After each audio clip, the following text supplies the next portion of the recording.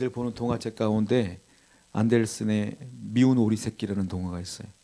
미운 오리 새끼 뭐 우리도 읽어봤고 우리 자녀들 책 읽어줄 때도 많이 읽어봤던 그런 책이죠. 오리 한 마리가 알을 낳는데 알 하나가 특이하게 생겼어요. 다른 알보다 커.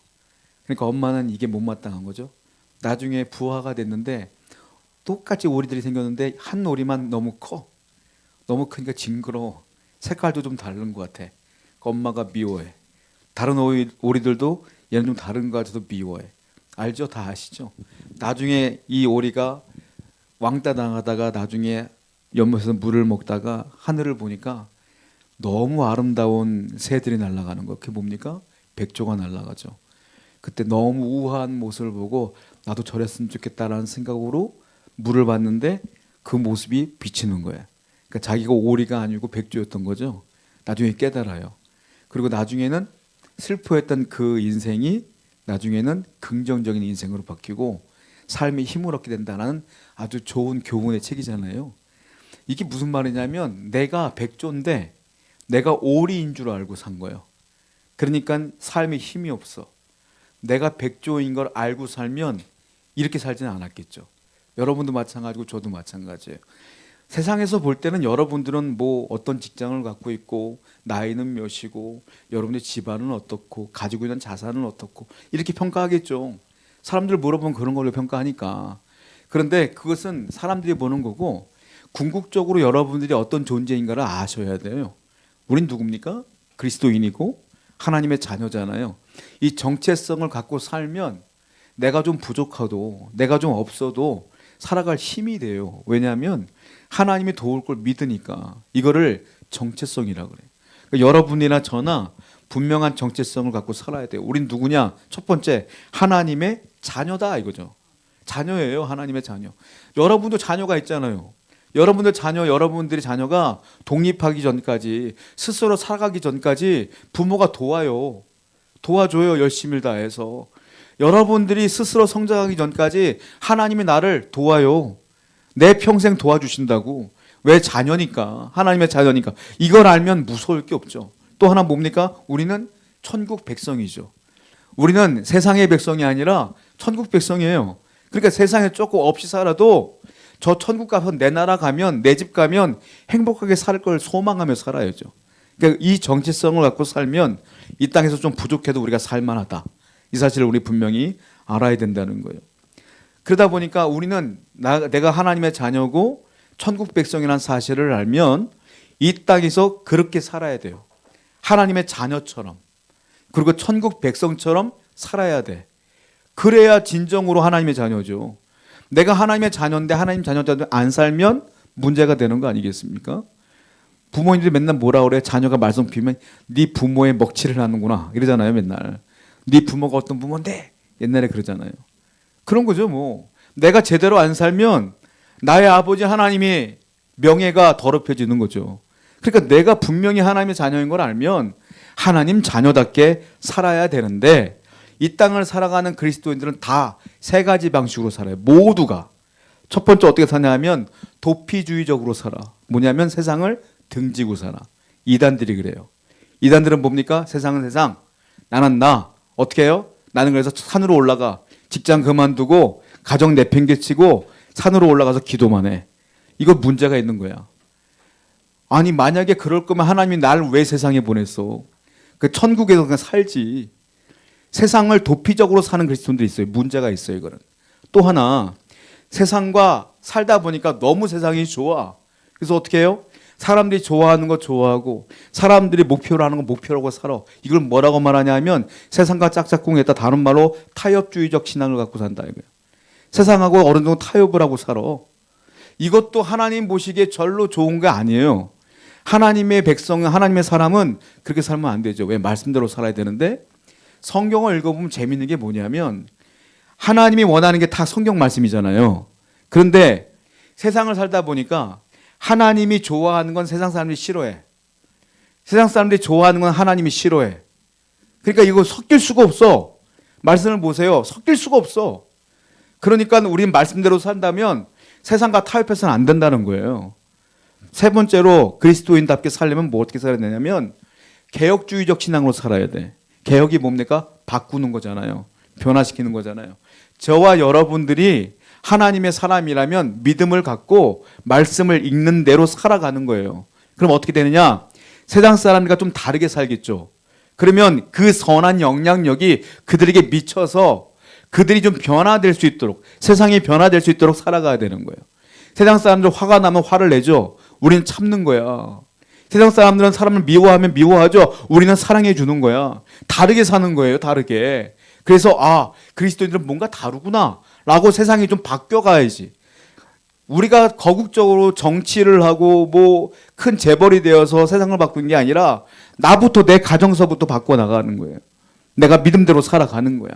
그렇게 서서히 내 주위가 변화되게 사는 것, 그게 개혁주의적 시형인데, 하나님이 원하는 건 이 세 번째 방법으로 살기를 원하신다.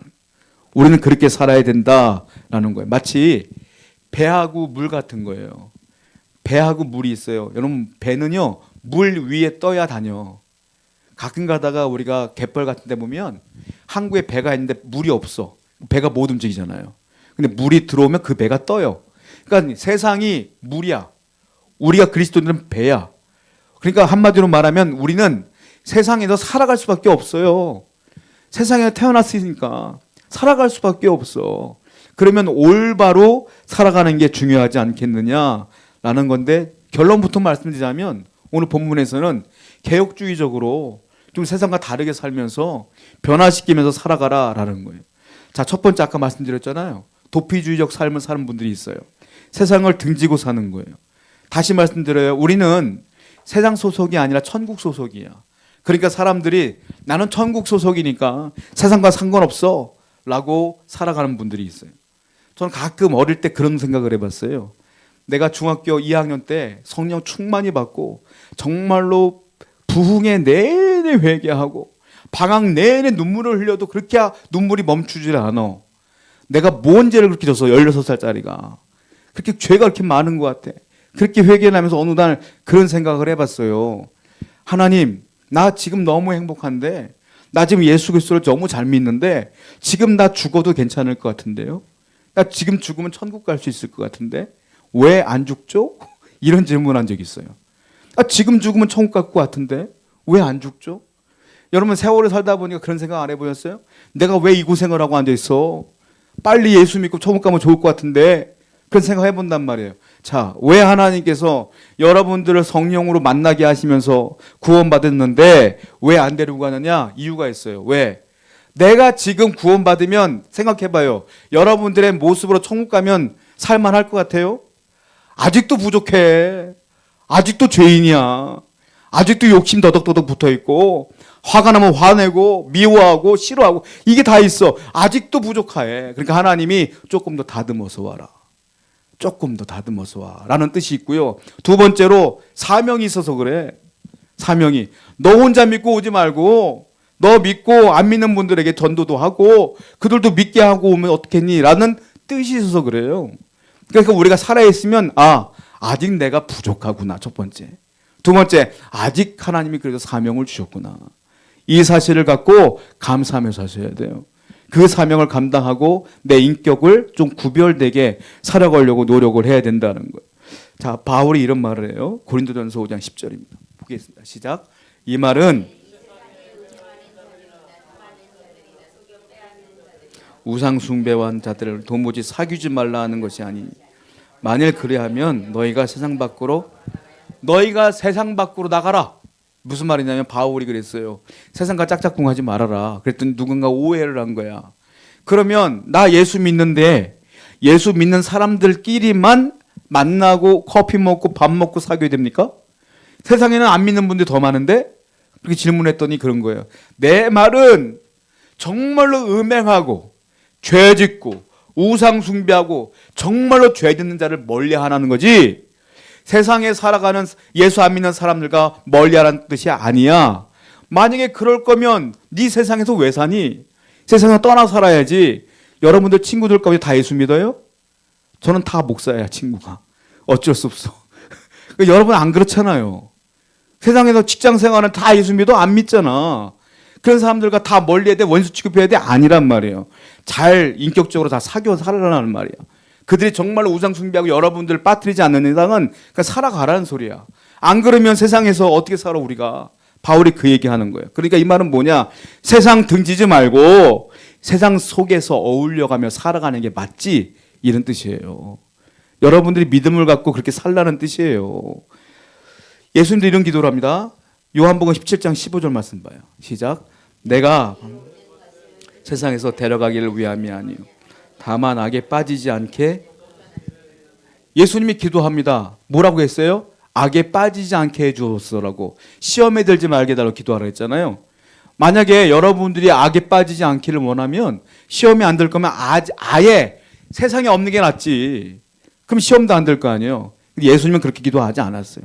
하나님, 세상에서 날 데려가세요라고 기도하지 않고 세상에 살지만 악에 빠지지 않게 해주세요라고 기도하라는 거예요. 그러니까 세상에서 살라라는 거죠. 살면서 구별되게 살라는 거예요. 하나님의 백성답게 그렇게 살아가라.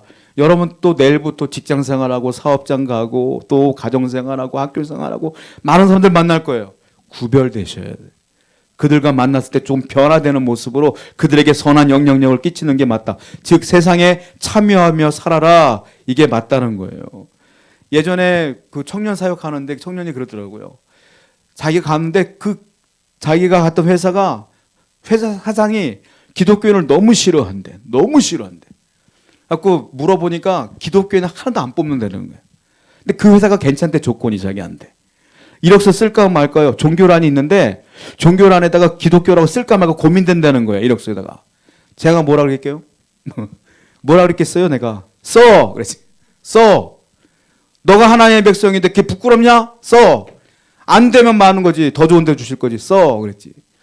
여러분, 세상 속에서 여러분이 등지고 세상 속에서 아닌 척하고 살지 말고 그리스도인답게 밝히면서 영향력을 끼치며 살아야죠. 그것이 우리의 사명이다. 이것이 하나님께서 원하시는 사명이다. 두 번째, 타협주의적으로 사는 분들이 있어요. 이분들은 세상이 너무 좋아, 살다 보니까. 세상 사람들이 사는 게 너무 좋아. 그냥 거기에 짝하고 사는 거예요. 대표적인 사람이 누구냐면 롯이에요. 롯. 아브라함의 조카 롯 아시잖아요. 롯과 아브라함이 다퉈요. 둘이 다툰 게 아니라 그 둘의 목자들이 다퉈요. 왜냐하면 양을 치는데 목초지가 한계가 있으니까. 하나님 복을 줘서 롯도 복을 줬어요. 아브라함 옆에 있다 보니까. 롯도 거부가 되고 아브라함도 거부가 되는데 양이 많다 보니까 이 목초지가 한계가 있다 보니까 목자들이 싸워요. 야, 여긴 우리 거야. 너네가 양을 먹으면 우리 모자라. 맨날 싸워. 그러니까 아브라함이 안 되겠나 봐요. 롯, 너도 이제 거부가 됐으니까 너도 이제 또 날 떠날 때가 된 것 같다. 네가 좌하면 내가 우하고 네가 우하면 내가 좌할게. 무슨 말이야? 네가 먼저 결정해. 내가 반대로 갈게 라고 말했잖아요. 그럼 우리는 어떻게 해야 돼? 롯이 부모님이 일찍 돌아가셨어요. 그 삼촌 아브라함이 어릴 때부터 키운 거야. 그러니까 아브라함은 어떻게 보면 롯한테 부모님 같은 분이란 말이에요. 그럼 그렇게 얘기하면 우리 같으면 어떻게 얘기했어요? 무슨 소리예요, 삼촌. 제가 삼촌의 은혜를 얼마나 많이 받았는데 삼촌이 결정하시면 제가 딴 데 갈게요. 이게 정상 아닙니까? 롯은 욕심이 너무 많아. 성경 볼게요. 창세기 13장 10절입니다. 시작.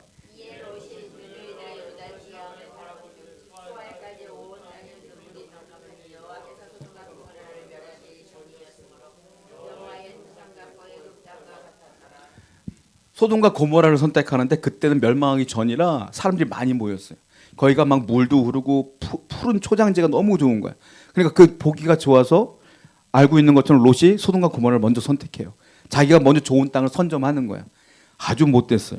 자, 창세기 13장 13절 보세요. 시작. 소돔 사람은 여호와 앞에 악하며 풍족하지만 사람들은 악해. 근데 롯은 악한 건 보이지도 않아. 몰랐겠어요? 자, 아브라함과 롯이 보이는 곳에 소돔이 보인단 말이에요. 그러면 거기 소돔을 안 가본 적 있겠어요? 가봤겠죠, 미리. 알겠지, 그 땅이 어떤지. 사람이 얼마나 악한지, 얼마나 우상숭배가 만연한지 알겠죠. 근데 그게 중요한 게 아니야. 땅이 좋아 보이니까 롯은 거기를 선택한 거예요. 이게 사람들이 악한 걸 몰랐기 때문에 선택한 게 아니에요. 알면서도 선택한 거예요. 왜? 너무 좋아서. 포기하기가 너무 아까워서. 그런 거예요. 롯은 믿음이 있습니다. 왜? 아브라함 때문에 믿음이 생겼어요. 믿음이 있지만 믿음이 있어도 세상이 너무 좋아. 크리스찬 가운데 그런 분들이 있어요. 믿음은 좋은데 역시 세상도 좋은 분들이 있어. 그런 분들이 있다고. 이게 타협주의적 신앙이에요. 베드로후서 2장 7절부터 8절 볼게요. 시작. 무법한 자들의 이는 이 의인이 그들 중에 거하여 날마다 저 불법한 행실을 보고 들음으로 그 의로운 심령이 누가 마음이 상했어요? 롯이. 왜냐하면 자기는 믿음은 있거든. 믿음은 있는데 살다 보니까 이 소돔 사람들이 너무 불법한 사람들이 많아. 너무 음란한 거야. 너무 죄인인 거야. 그래서 그가 마음이 상했다. 그 불법한 행실을 보고 마음이 상했다. 이 말은 뭐냐면 변화시키려고 노력했다는 게 아니라 나는 믿음이 있는데 신앙이 양심이 있어서 너무 힘든 거야. 내가 변화시킬 수가 없으니까. 이걸 뭐라고 말할까요? 보기에는 편안해 보여. 근데 마음이 불편해. 이걸 한자어로 좌불안석이라 그래. 편안해 앉아있으니까 편안해 보이잖아, 누가 봐도. 근데 마음은 불편한 거죠. 이 좌불안석인 거예요. 여러분들이 하나님께 기도할 때 뭐라고 기도합니까? 마음이 평안함을 기도하셔야 돼요. 근데 이 평안함은 어떻게 오는 줄 아세요? 세상이 편안하면 내가 부족함이 없으면 평안함이 오는 것 같아요?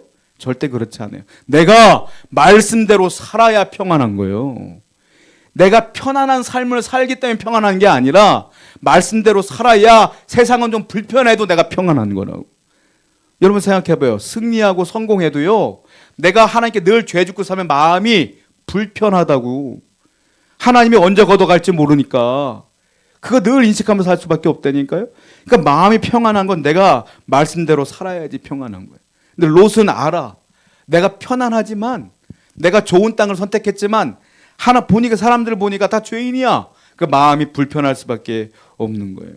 세상과 짝하는 거죠. 또 보세요. 디모데전서 6장 9절부터 10절입니다. 시작. 부하려 하는 자들은 여러 가지 어리석고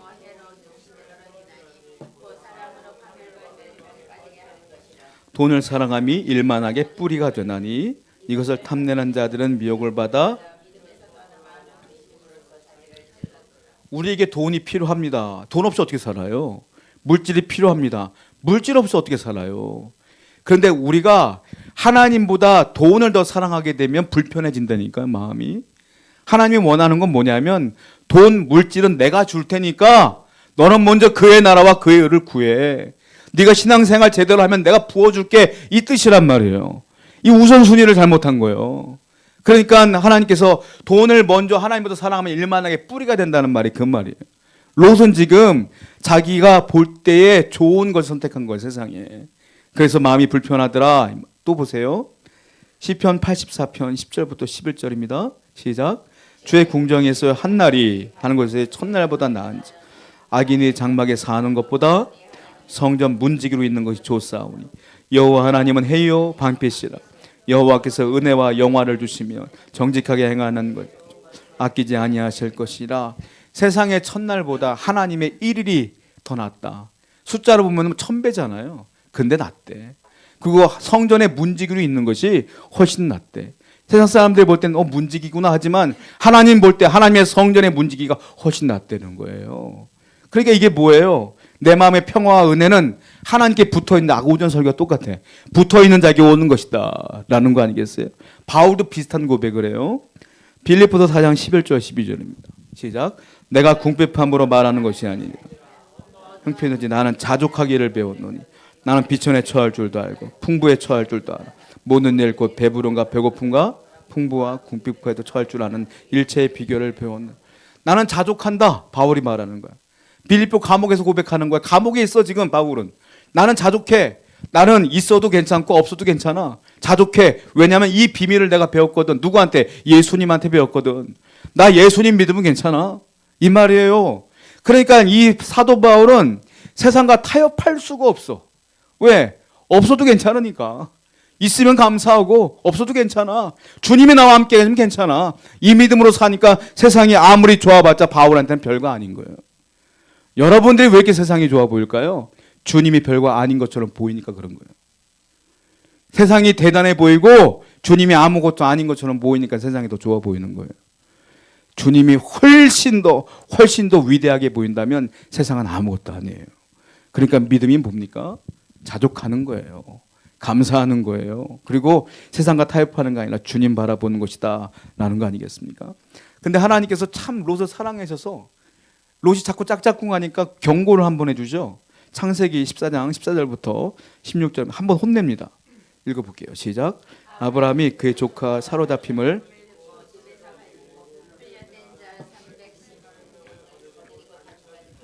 그와 그의 가신들이 나뉘어 밤에 그들을 쳐부수고 다메섹 왼편 호박까지 쫓아가 모든 빼앗겼던 재물과 자기의 조카 롯과 그의 재물과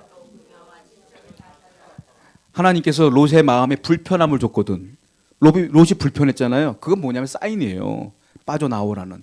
근데 이 불편함에도 불구하고 이 세상의 조이가 그냥 머물러 있었더니 소돔과 고모라의 그 소국들이 싸움이 벌어져서 전쟁이 벌어졌어. 그래서 자기의 와이프, 가족들 재산 다 뺏기고 포로로 잡혀간 거예요. 롯까지. 이 소식을 아브라함이 듣고 아브라함이 데리고 있었던 318명의 그 가정의 군대가 있었어. 그 군대로 가서 아니 이거 이해가 안 되는 게 318명의 가정이 키우는 군대가 나라를 다 물리치고 롯을 데리고 와. 이 이해가 돼요? 과정은 안 나오죠. 하나님이 도우셔서 그래. 하나님이 도우시면 되는 거예요. 아브라함은 하나님 믿고 나간 거예요. 그랬더니 롯을 구출해 왔어요. 그러면 이 정도까지 되면 깨닫고 나와야지. 롯은요 아직도 아쉬움이 있는 거야. 소돔과 고모라가. 그냥 머물러 있어요. 그러니까 어떤 일이 벌어집니까? 또 볼게요. 창세기 19장 4절부터 5절 보겠습니다. 시작. 백성들이 노소를 막론하고 원근에서 다 모여 그 집을 내었어. 롯을 부르고 그에게 이르되 오늘 밤에 내게 온 사람들이 어디 있느냐 이끌어내라 우리가 그들을 상관하리라. 하나님이 또 사인을 줘요. 천사를 보냈어요. 남자의 모습을 한 천사를 보냈어요. 롯의 집에 방문했어요. 롯에게 말합니다. 하나님이 명령에 이 소돔과 고모라가 멸망할 거야. 그런데 남자가 들어가는 걸 소돔 사람들이 봤어. 그리고 롯의 집을 에워싼 거야. 야, 네 집에 오늘 처음 보는 남자 들어왔다. 이쁘장하게 생겼던데 내놔 이 말이에요. 그리고 맨 마지막에 뭐라고 말합니까? 우리가 그들을 상관하리라. 상관이 뭡니까? 성관계하리라 이 말이에요. 남자들이 남자 들어갔다고 남자 끄집어내 성관계하겠다는 거야. 이걸 뭐라고 말해요? 동성애잖아. 소돔과 고모라가 지금 동성애가 아주 유행하고 있는 거야. 당연한 거야 이게. 저는 기가 막혀요. 오늘날 한국 사회에 이런 문제들이 많지 않습니까?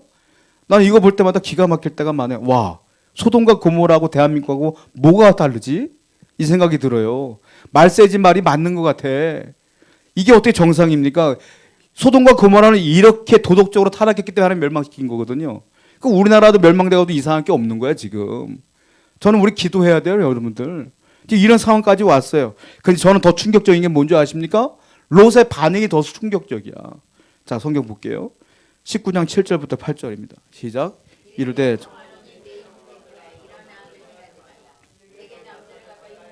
두 딸이 있노라 청하건대 내가 그들을 너희에게로 너희 눈에 좋을 대로 그들을 행하고 이 사람들은 내 집에 들어왔은즉 이 남자 이 천사들은 내 손님이니까 놔두고 내 두 딸이 처녀가 있는데 두 딸 줄 테니까 알아서 해 이 말이에요. 저는 이게 충격적인 거야. 왜냐하면 이때 이런 문화들이 당연한 거예요. 당연한 거. 근데 롯은 예수 하나님 믿는 사람인데 이 문화 속에 빠져들어가 있는 거예요 지금. 그들처럼 살아가 롯이. 여러분 이게 문제예요. 여러분들이 세상을 살아가면 아닌 것 같지만 나도 세상 사람처럼 살아간다니까. 세속화가 된다니까요. 지금 롯이 그런 상태가 돼서 하나님이 어쩔 수 없이 소돔과 고모라를 멸망시키지 않습니까? 그래도 롯은 하나님 믿는 사람이었기 때문에 약속이 있어서 하나님이 롯은 구원해 줘. 롯의 가정은. 그 롯과 두 딸만 살아남잖아요. 근데 그 뒤에도 문제가 생겨. 19장 16절 볼까요? 시작. 그러나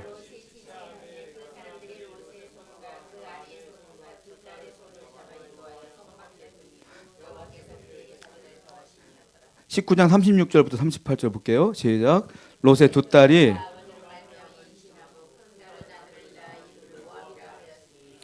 모압의 조상이요 작은 딸도 아들을 낳아 이름하여 베남미라 하였으니 암몬 자손에 두 딸이 살아났어요. 아버지하고. 근데 보니까 이 두 딸이 남자가 없는 거야. 다 멸망당해 갖고. 그래서 아이를 갖고 싶은 거야. 남자는 아버지 하나밖에 없어. 그 어떡합니까? 아버지한테 술을 먹이고 차례차례 들어가서 동침해. 그리고 아들을 낳아. 이게 이 딸들도 문제야. 왜? 이게 당연한 거야 그때는. 그 문화가 그래. 아주 양심의 가책이 없어요. 여러분 이게 문제라니까요. 우리 가정에 세속화가 들어오면 우리 가정은 쫄딱 망하는 거 영적으로 이렇게. 그러니까 아예 처음부터 싹을 만들지 말아야 돼. 그래서 첫째 딸이 아들을 낳았어요. 아버지 롯으로부터. 그게 뭡니까? 모압이에요. 둘째 딸이 아들을 낳았어요. 이름이 베남인데 암몬 조상이야. 암몬의 조상이래요. 그러니까 모압과 암몬은 원래 조상이 누구예요? 그러니까 롯이야. 롯의 두 아들이야. 그러니까 제가 모압과 암몬이 지금 어느 나라인가 궁금했어요. 어디일 것 같아요? 모압은요 요르단이에요. 암몬도요 요르단이에요. 모압은 요르단에 있는 중남부 지역에 있는 자리 잡은 민족이고요. 암몬은 지금 요르단의 수도 암만 그 지역에서 성장했던 민족이에요. 그래서 우리가 성지순례 갈 때에 모압 그 광야에서 모세가 죽었거든요. 거기 이제 느보산에서 거기가 요르단이야. 모압 지방. 그 성지순례 갈 때 요르단을 가요. 그래서 느보산을 보려고. 요르단이야. 여하튼 이런 일이 벌어지는 거예요. 이게 구원받았다고 할 수 있습니까? 너무 부끄럽잖아요. 하나님이 약속이 있으니까 구원은 시켜줬지만 삶이 완전히 망가져 있는 모습이에요. 그러니까 그리스도인들은 이와 같이 세속화돼서는 절대로 안 되고, 세 번째, 내 믿음을 지키면서 내 주의를 바꿔나가야 된다는 거예요.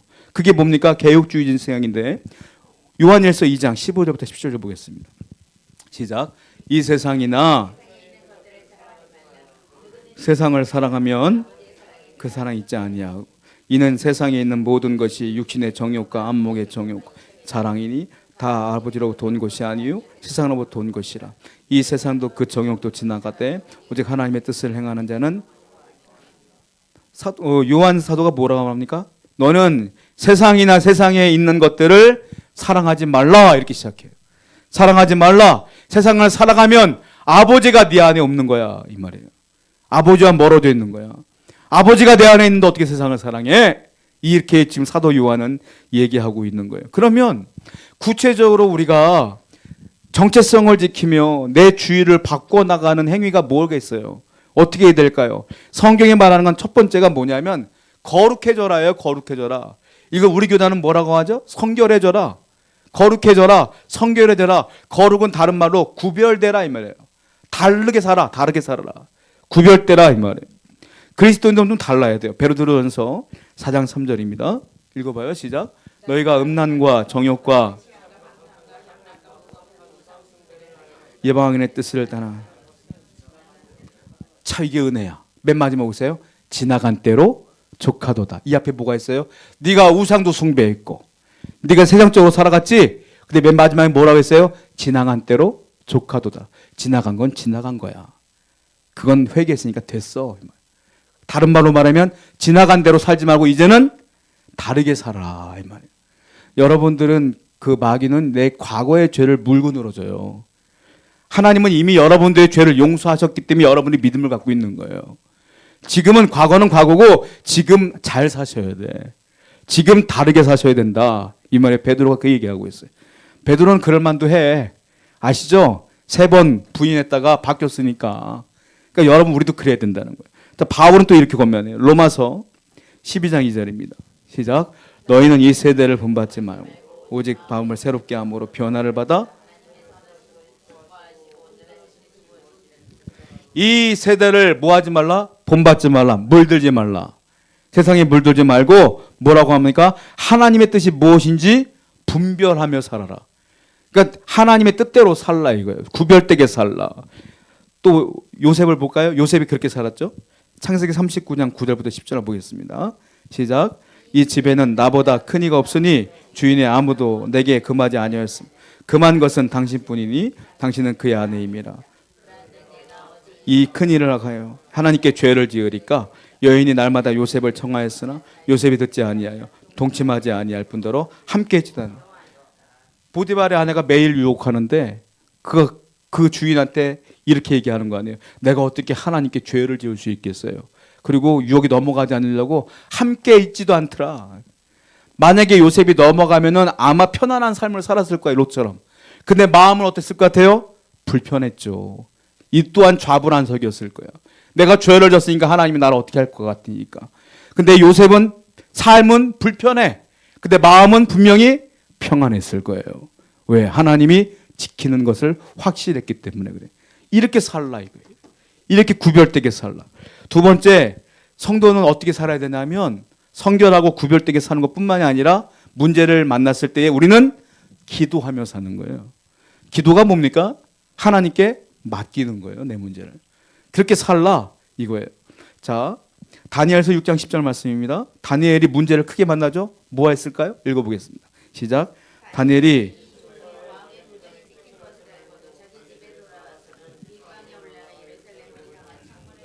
전에 하던 대로 하루 3번씩 무릎을 꿇고 기도하며 뭐 했어요? 기도했어요. 조소가 있음에도 불구하고 기도했어요. 문제가 있음에도 불구하고 기도했어요. 사람들은 기도하느냐 기도하지 않느냐를 보고 그리스도인이냐 그리스도인이 아니냐를 본다는 거예요. 여러분들이 크리스찬임에도 불구하고 문제를 만났을 때에 세상 사람처럼 똑같이 문제 해결한다는 것은 문제가 있는 거 아니겠습니까? 우리는 기도할 수 있어야 돼요. 하나님께 맡기고 기도하면 하나님이 하실 걸 믿으며 나가는 거예요. 자, 제가 가끔 얘기하는 게 있는데 하나님께 맡기면 하나님이 책임지는 거예요. 하나님께 안 맡기면 내가 책임져야 돼. 기도는 하나님께 맡기는 거야. 내 문제를 하나님께 던져버리는 거예요. 이게 영어로 캐스팅이라고 그래요. 하나님께 던지는 거야, 문제를. 던져버리면 하나님 책임이지 뭐. 그거 나 몰라라 하는 거야. 기도만 하는 거예요. 그리고 내가 문제를 끌어안고 내 맘대로 하면 내가 책임지는 거지. 그러니까 여러분들의 문제를 하나님께 던져버리세요. 그것이 하나님을 믿는 사람들이다. 자, 마지막에 어떻게 됩니까? 다리오 왕이 이런 조서를 내려요. 다 끝난 다음에 다니엘서 6장 26절부터 28절입니다. 시작. 내가 이제 조서를 내려놓으라. 다 다니엘의 하나님 앞에서 두려웠더니 그는 살아계신 하나님이요 영원히 변하지 않으실 것이며 그의 나라는 멸망하지 아니할 것이요 그의 권세는 무궁할 것이며 그는 구원도 하시며 건지기도 하시며 하늘에서든 땅에서든 이적과 기사를 행하시며 다니엘을 구원하여 사자의 입에서 벗어나게 하였음이라 하였더라. 이 다니엘이 다리오 왕의 시대와 바닷사람 고레스 왕의 시대에 형통하였더라. 다리오 왕이요, 다니엘이 기도함으로 사자굴에서 벗어난 뒤에 이런 조서를 내려요. 이 다니엘이 신앙 고백이 아니라 다리오 왕의 신앙 고백인데, 다리오 왕은 하나님 믿는 사람이 아니에요.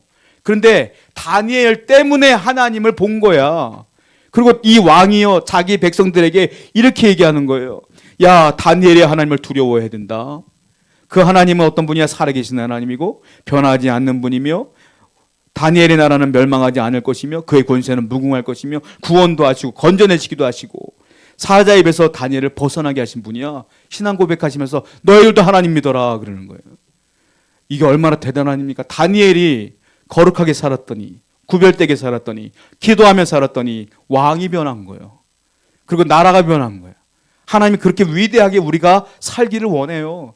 나라가 변하기를 원하는 게 아니라 여러분 주위가 변하기를 원한다니까요. 세 번째, 우리가 어떻게 살아야 될까요? 마지막으로 증거하며 살아야 돼요. 하나님이 살아계심을 증거하며 살아야 돼요. 마태복음 5장 13절부터 16절 유명한 말씀이에요. 읽어봐요. 시작. 너희는 세상의 소금이니 후에는 아무 쓸데없어 다만 밖에 버려져 사람에게 밟힐 뿐이라.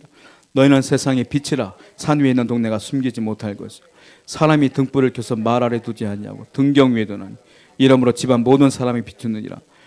이같이 너희 빛이 사람 앞에 비치게 하여 그들로 너희 착한 행실을 보고. 너희는 세상의 빛이라. 너희는 세상의 소금이라. 그리고 사람이 등불을 켜는데 등경 위에 걸지 누가 말 아래 두냐? 왜냐하면 비춰야 되기 때문에 등경 위에 둔다. 너희는 등경 위에 든 빛과 같다 이 말이에요. 비춰줘라. 소금이 맛을 잃으면 안 되지 않느냐? 변화시켜라. 이게 다 그거예요. 내가 신앙을 갖고 옆에 사람들에게, 주위 사람들에게 영향을 끼쳐라. 맨 마지막에 뭐라고 했습니까? 너희 착한 행실을 보고 살아계신 아버지께 영광을 돌리게 하라. 착한 행실, 다르게 살라, 구별되게 살라, 이 말 아니겠어요? 베드로 똑같은 말이에요. 베드로전서 2장 12절 시작. 너희가 이방인 중에서 행실을 선하게 가져 너희를 악행한다고 비방하는 자들로 하여금 너희의 선한 일을 보고 오시는 날에 하나님께 영광을 돌리게. 선하게 살라, 착하게 살라, 변화된 삶으로 살아가라. 바울도 똑같은 말하죠. 디모데후서 4장 2절. 시작. 너는 말씀을 전파하라. 때를 얻든지 못 얻든지 항상 힘쓰라. 범사에 오래 참은가. 증인이 된다는 건 뭐예요? 내가 착하게 사는 게 삶의 증인이 되는 거고, 내가 말씀을 전하는 게 복음 전파의 사명을 감당하는 거예요. 두 가지를 잘 감당해라. 이게 주님의 명령이에요. 심리학자들이 이론 하나를 발견했어요. 깨진 유리창 법칙이라는 게 있어요. 뭐냐면 자동차, 미국에서 자동차 한 대를 갖다 놔서 주차장에다가 그 오랫동안 방치해 놨어요. 그랬더니 어떤 일이 벌어지냐면 자동차의 유리를 일부러 깨트려 놨어. 깨트려 놨더니 어떤 일이 벌어지냐면 자동차 안에 있는 라디오가 없어졌어. 그 다음날 보니까 타이어가 또 빠졌어. 그 다음날 보니까 반대편 유리창이 다 깨졌어. 나중에는요, 누가 쓰레기를 막 투척하기 시작한 거예요. 나중에 그 차를 다 폐차했어요. 유리창 하나만 깬 것뿐인데 그렇게 됐어요. 여러분 안 그래요? 길을 지나가다가 쓰레기통이 요즘은 다 있지만 예전에는 없었잖아요. 얼마 전까지만 해도 쓰레기통이 없는데 누가 쓰레기를 이렇게 쌓아놓으면 나도 모르게 버려. 거기가 쓰레기장인 줄 알고 버린다니까. 나중에 거기가 더 어마어마한 쓰레기장이 된다니까요. 이게 깨진 유리창 법칙이에요. 자, 그런데 또 한 사람이 있어요. 또 한 사람은 어떻게 했냐면은 범죄를 다 방지하기 위해서 시장인데 CCTV를 다 달아놨어요. 그 벽에 있는 낙서들을 다 지워버렸어요. 그리고 낙서가 되면 또 지워놓고 CCTV를 달아놓는 거야. 나중에요, 그 도시가 낙서가 하나도 없어졌어. 범죄가 예방된 거예요. 이게 뭘까요? 여러분들이 아무것도 아닌 것처럼 그냥 세상하고 나도 모르겠다고 한번 탁 타협하는 순간 여러분들은 점점 망가지는 거예요, 영혼이. 그리고 내가 그럼에도 불구하고 꿋꿋하게 지켜나가면 내 신앙을 통해 주의가 바뀌는 거라니까요. 여러분, 우린 거국적인 거 원하지 않아요. 내가 여러분 세상 빨간 줄 메고서 예수 믿으세요 이게 아닌 게 아니라 여러분 한 명 한 명이 변화되어지면 주의가 변화되어지는 거예요. 시 한번 볼까요? 조동화의 나 하나 꽃피어라는 책이 있어요. 자, 한번 제가 읽어볼게요. 나 하나 꽃피어 풀밭이 달라지겠냐고 말하지 말아라. 네가 꽃피고 나도 꽃피면 결국 풀밭이 온통 꽃밭이 되는 것 아니겠느냐. 나 하나 물들어 산이 달라지겠냐고 말하지 말아라. 내가 물들고 너도 물들면 결국 온 산 활활 타오르는 것 되지 않겠느냐. 여러분들 한 명이 거룩하게 살면 다 변화되기 시작한. 나 혼자가 중요한 거예요. 오늘도 거룩하고 구별되게 살기를 결단하는 여러분 되기를 축원드립니다. 기도하겠습니다.